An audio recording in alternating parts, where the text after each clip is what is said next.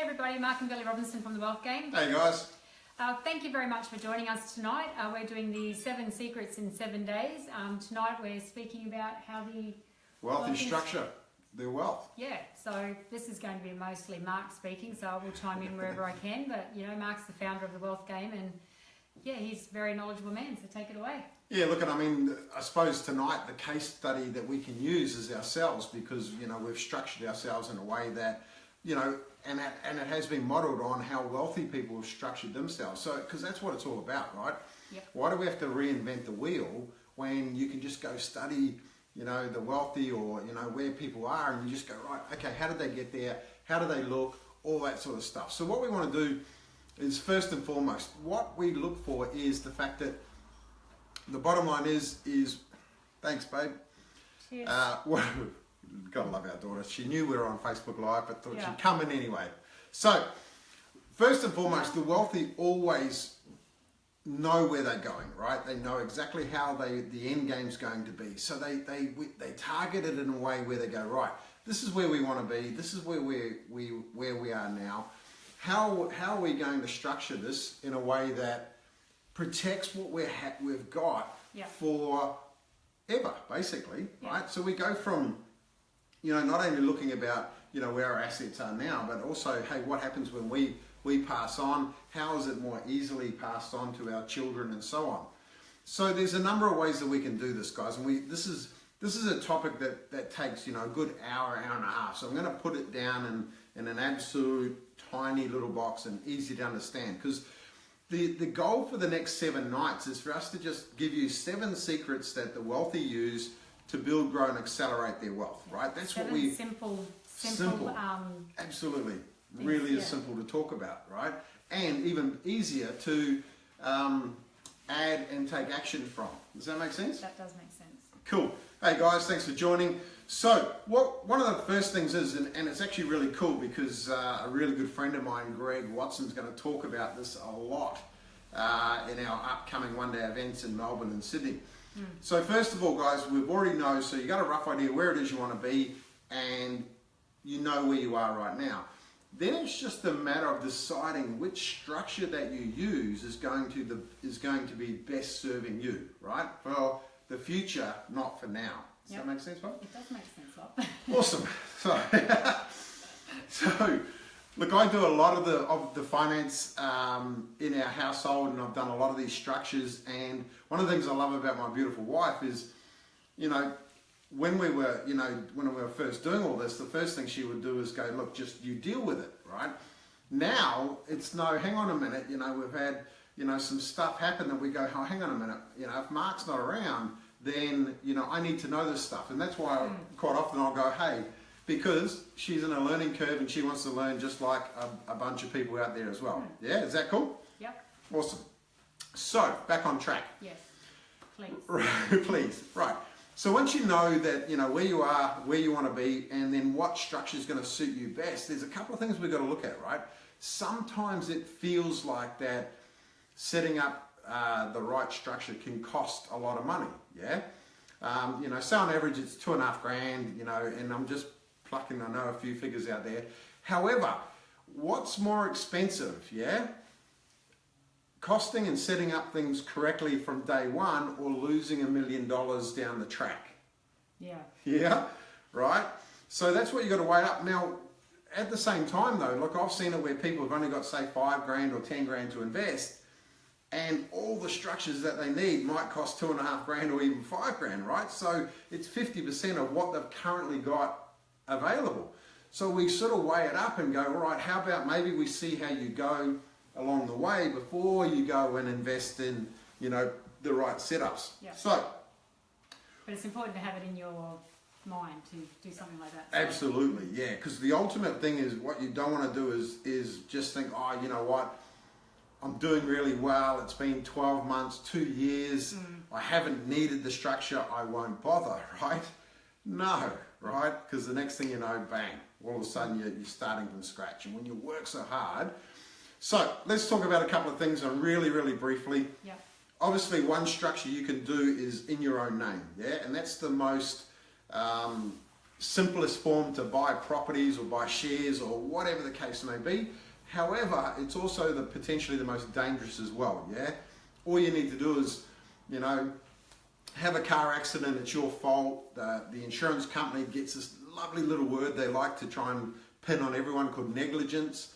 And the minute they get you for negligence, they won't pay out, and then every asset that you have will be up for grabs for those, you know, no win, no fee lawyers. Yeah, you see them around all the time. They're very good at what they do. They take a large chunk of whatever they're suing for, and they'll always go for a case that they know they'll win. Yeah. Better call Saul. Better call Saul. Yeah, right. So you can do that, right? Then there are other structures that are things like companies on their own. Company trust structures. Now there's a multiple different types of trusts, and we actually got nearly one of everything, sweetheart. And then there's a self-managed super fund, yeah? So there's you know, we're going to talk more about super in about day 6, I think, about, you know, how you can set up and control your super a lot better than potentially you are right now. So probably one thing I should have said right at the start, but I know you haven't run out and done it, guys, is this is just general advice. We're just giving you some education. We'll better remember that one for tomorrow. Yeah. Do it up front, all right? So we're not saying you to rush out and go set up companies and trusts and all that stuff, guys. You need to talk to somebody who understands, one, how structures work. 2, it's even important to talk to somebody, you know, like us and our team, to give you the right questions to go to your accountant. What I've found is that there's really, really good accountants, there's quite a few bad ones, and then there's this great group in the middle that if we give them the right information, they become really, really good accountants, yeah? And I hope that makes sense. So by arming yourself with the right questions to ask, all of a sudden these accountants just go bang and they become amazing. It's a good way to say it, isn't it? Yeah. So if you want to know how the wealthy, they generally will start, you know, if they're in business, they will start with a company, right? And the main reason, there's 2 main reasons to have structures. One is to protect your assets, right? That's believe it or not, they want to reduce their tax, which is number 2, but the first and foremost is to protect their assets.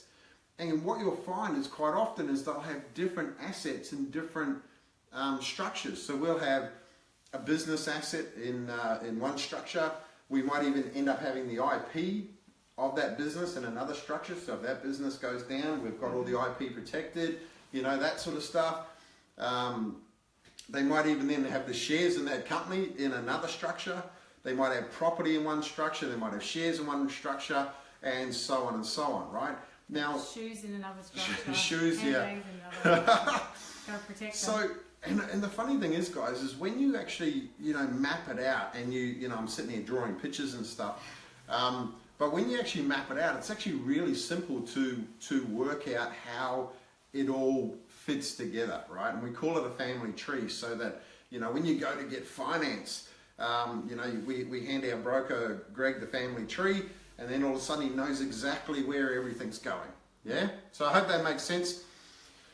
And then basically what you do is once you know what assets can be sued, then you contain them, yeah, and then you contain the next ones and then contain the next ones. So, for an example, a bunch of our assets that can't be sued, so to speak, things like, you know, properties, you know, tenants can sue you, even if it's in a trust, they can sue the trust. So things like, you know, your gold, your diamonds, your Bitcoin, you know, even shares, because the shares themselves, you know, you can't sue them. That could go into one entity, yeah?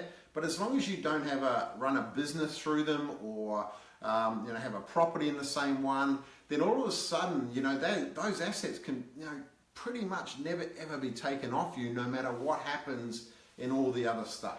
Yeah? Yep. Is that making sense, guys? Have I got some yeses? I'm getting lots of bit of love happening there. It is making a lot of sense, Marco. If there is anything that you want a little bit of clarification on, if you don't feel like you want to write in the comments now, just send us a PM, and Mark and I'll get onto it, and we'll take it offline and chat with you about it. Yeah, absolutely.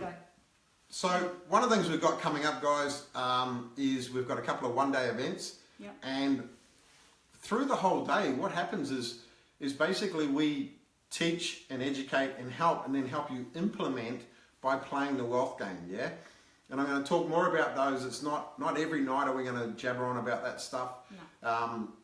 But the dates are coming up. It's May 26th in... No, it's May 27th. May 27, I knew that. It's May 27 in Melbourne and June the 3rd in Sydney. Yeah.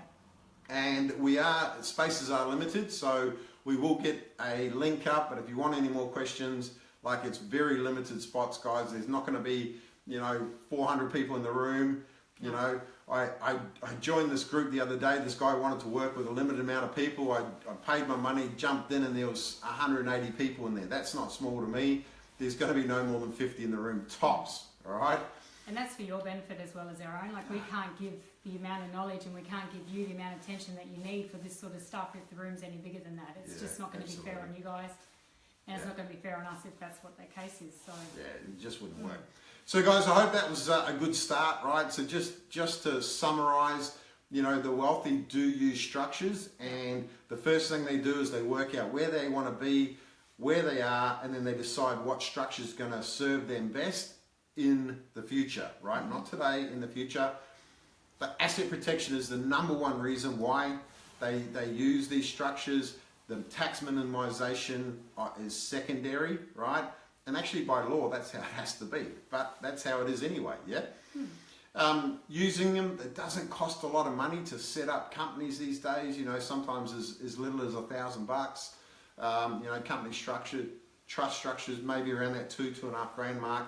So they're worth investigating as to whether they're right for you, yeah? What I've found, the one thing that's really difficult when you go to a tax expert, just to finish this off, is they'll look at the tax aspect of it primarily over the asset protection side, yeah? I'm more concerned about the asset protection side because that's the one that's going to benefit you the most in the long term, not necessarily the tax minimization, yeah? But I'll leave it at that because I don't want to get into too much. Get educated on it also. Yeah, absolutely. So, yeah, get educated on it, guys.